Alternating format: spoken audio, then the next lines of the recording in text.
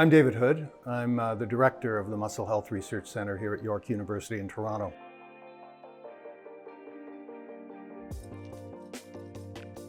The Muscle Health Research Center was born from an idea in 2003 when I was writing a grant, and we had a few people here at York that were interested in muscle, and the thought occurred to me that we should have a collaborative research group together. And so that idea developed, and it developed even further. And by 2009, a formal application to the university for the development of the Muscle Health Research Center was approved. So we now had an organized research unit devoted to muscle health. Now, since that time, in 2009, our center has grown considerably. We now have 25 faculty members and more than 120 trainees involved as members of the center.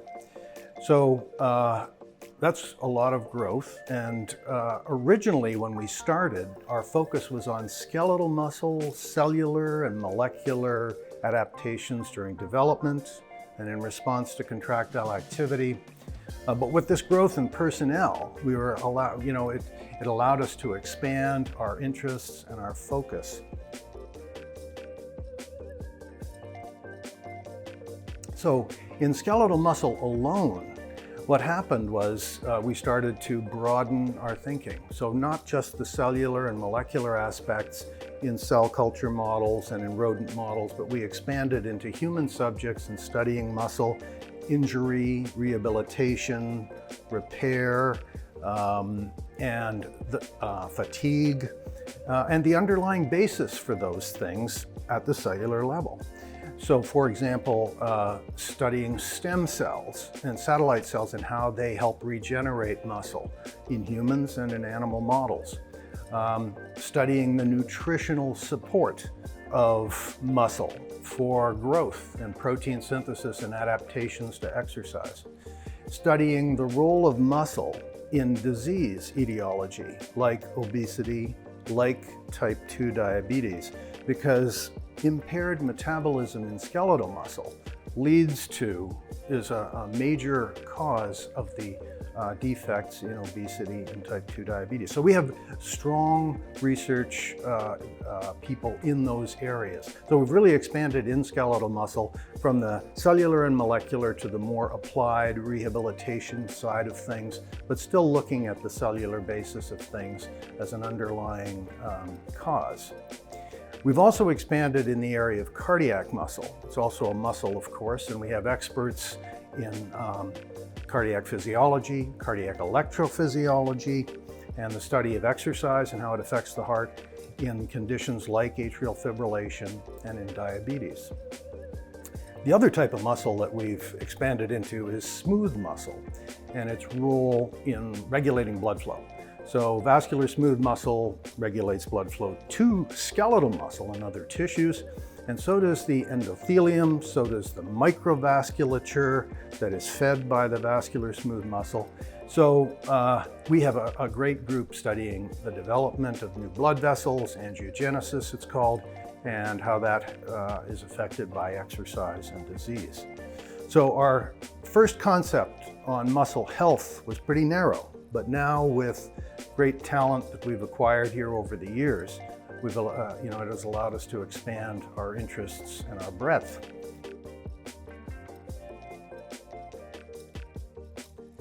So that's the research side. What we do to support our students and our faculty is also, I think, very good. We have fellowships for master's students and PhD students that help defray the cost of their tuition. So if they're members of the center, they're eligible to apply for these fellowships, and they love that. They love getting a little financial support, as do we all.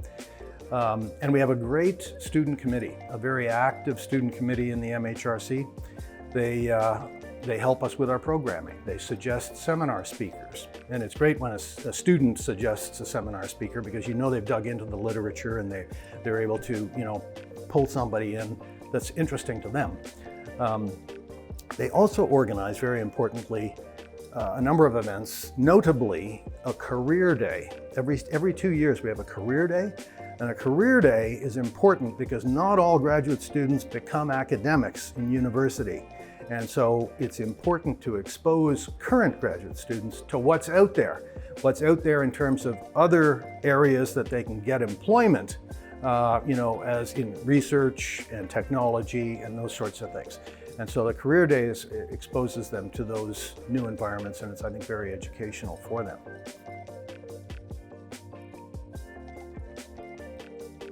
From a faculty standpoint, we also support them. We have collaborative research grants providing seed money for small initiatives that involve more than one MHRC member. So they have to collaborate to apply for this seed money. Then they can start a new project for which they'll collect data, and that might provide the foundation for a larger grant application at NSERC or CIHR.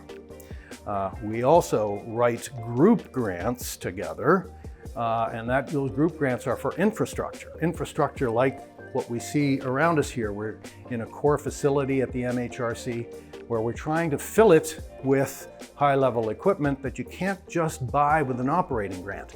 So things like HPLCs, seahorses for oxygen consumption, ultracentrifuges, all high-priced equipment.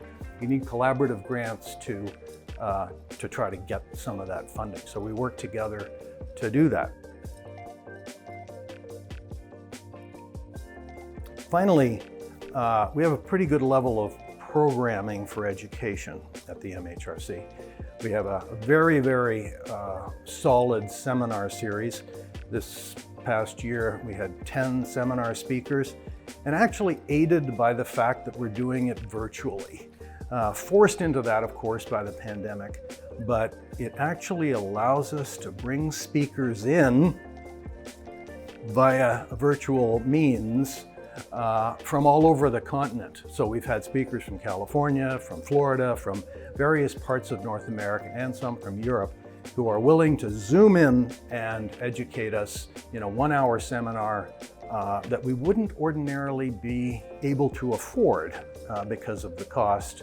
And so that has been I suppose, a positive side of the pandemic and the influence it's had on our programming. It seems to be very popular. These seminars are well attended. And the final thing is a very successful yearly muscle conference that we have called the Muscle Health Awareness Day. The Muscle Health Awareness Day attracts 160 people every year, students. We have about 50, 60 posters put up. We have 8 or 9 high-level talks by faculty members.